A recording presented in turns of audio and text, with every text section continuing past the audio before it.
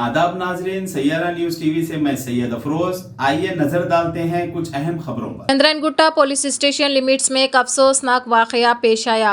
फरजाना बेगम उम्र 39 साल हाउसवाइफ अपने घर में ही मुश्तबा हालत में इनकी नाश दस्तयाब हुई। गाजी मिल्लत चंद्रनगुट्टा पुलिस और क्लोज टीम मौके पर पहुंची और नाश को पोस्टमार्टम के लिए उस्मानिया दवाखाने के मुद्दाखाना मुंतकिल कर दिया। पुलिस इस मामले में मजीद तहकीकात कर रही है।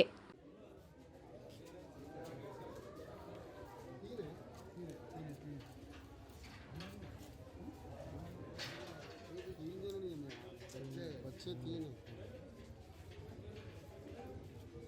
अरे तो बोल कोई मेहमान